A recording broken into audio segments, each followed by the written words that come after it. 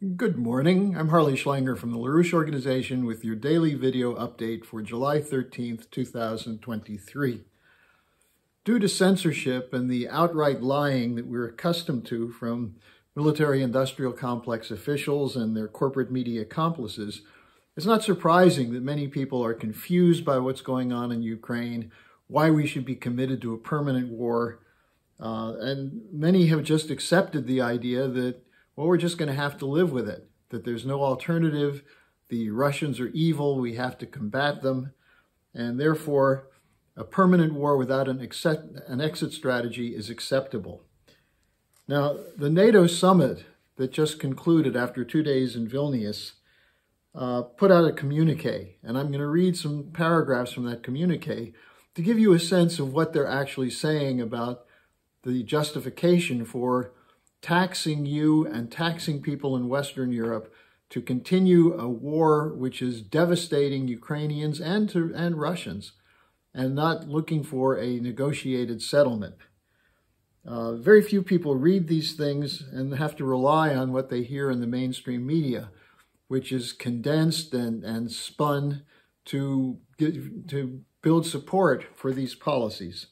So I'm going to begin with several paragraphs from the NATO communique, and then in contrast, let you hear from Russia's top diplomat, Sergei Lavrov, who gave an interview with a paper in Indonesia before a conference there. Now here's the NATO communique. And I will point out a couple of the lies that are embedded in these paragraphs. First, peace in the Euro-Atlantic area has been shattered. The Russian Federation has violated the norms and principles that contributed to a stable and predictable European security order. Did that predictable and stable security order include shelling of the Donbass, which has continued from 2014 up until the point of the special military operation in February 2022?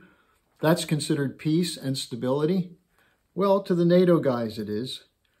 They go on and say, the Russian Federation is the most significant and direct threat to the Allies' security and to peace and stability in the Euro-Atlantic area. Notice they left out other NATO operations. Besides the operations against Serbia in the 1990s, the launching of wars by NATO against Afghanistan and Iraq, Afghanistan on shady considerations, on Iraq on complete lies, the 2014 to 2022 shelling of the Donbass, the support of terrorists against Syria, all that's acceptable for NATO. But if Russia tries to defend the populations in eastern Ukraine, that is not acceptable, especially after Russia tries for 8 years to get an agreement. An agreement is made with the Minsk Accord, supposedly guaranteed by France and Germany as NATO members, but they admitted that the only purpose of that agreement was not peace in Ukraine, but to build up, through NATO training and armaments, the Ukrainian army to attack Russia. Of course, none of that's in the NATO communique. They go on to say that Russia bears full responsibility for its illegal, unjustifiable, and unprovoked war of aggression against Ukraine. Well, if you listen to what I just said, it's not unprovoked. And there was an effort by the Russians for many years to get a resolution with no success. It also never mentions NATO's expansion up to the borders of Russia after promising Russia in the 1990s that that would not happen. They go on to say that we continue to condemn in the strongest terms Russia's blatant violations of international law. Well, what about the international laws that are violated by the Western attacks around the world? Now, they go on to say that Russia, and here's their peace plan, the peace plan for NATO. Russia must immediately stop this illegal war of aggression, cease its use of force against Ukraine, and completely and unconditionally withdraw all of its forces and equipment from the territory of Ukraine within its internationally recognized borders. We urge all countries not to provide any kind of assistance to Russian aggression and condemn all those who are actively facilitating Russia's war. And they endorse Zelensky's peace formula, which essentially means Russia must capitulate before negotiations can begin. That's NATO's policy. It's not a peace plan. It's been stated repeatedly by figures in NATO, especially from the British side, the think tanks such as RUSI and the Atlantic Council that support this war, that their goal is the dismantling of Russia, regime change in Russia. It even slipped out of Biden's loose lips in his speech in Warsaw that, for God's sake, this man, Putin, must go. So all of that is of no consequence for NATO. It's not a provocation. Moving weapons into Ukraine on the border of Russia is not a provocation, and so on. So that's the NATO story. Now, the obvious question is, if this is so obvious, then why are the US, the UK, and the EU threatening sanctions against countries which don't back their war against Russia? Why do they have to make threats or bribes to try and get support for their policies? Now let's hear what Sergei Lavrov, the Russian Foreign Minister, told the Indonesian daily Kompas in a period leading up to an ASEAN regional forum on July 14th. He says, "We do not define the current phase of international relations as a new Cold War. The issue at hand is different and is about something different, namely the formation of a multipolar international order.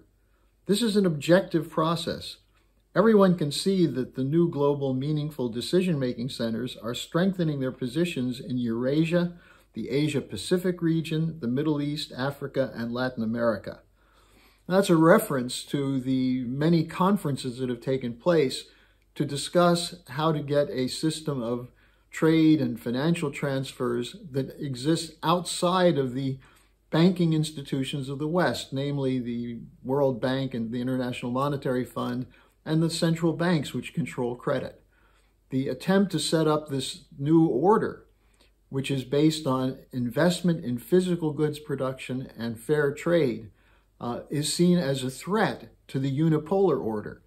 And so Lavrov is making the point that why should the adoption of a multipolar order be a threat? Now he goes on to say, with regard to the U.S. collective West, these countries are trying to slow these processes down and turn them around. Their goal is not to strengthen global security or engage in joint development, but to maintain their hegemony in international affairs and to keep on pursuing their neo-colonial agenda, or in simple terms, to continue to address their own problems at the expense of others. And then he attacks the idea of unilateral sanctions and our Western colleagues' overall selfish foreign policy, which undermine global food and energy security.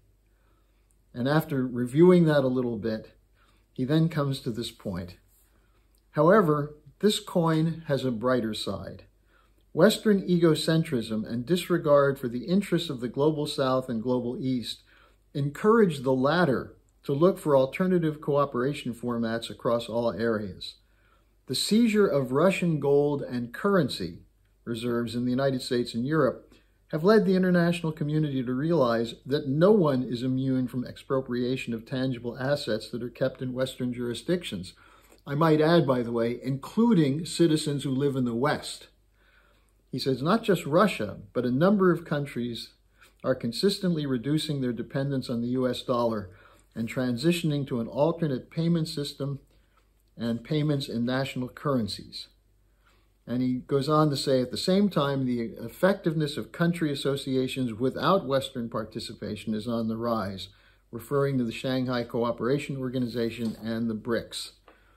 Now, this is a very clear statement, which is in total contrast to the idea of a hegemonic unipolar order, what Blinken calls the rules-based order, in which the rules are made by Western banks and financial institutions and corporate cartels, dictated to the governments, which dutifully carry them out with the expectation that once one's career in government is over, they can join the boards of these multinational corporations and become wealthy.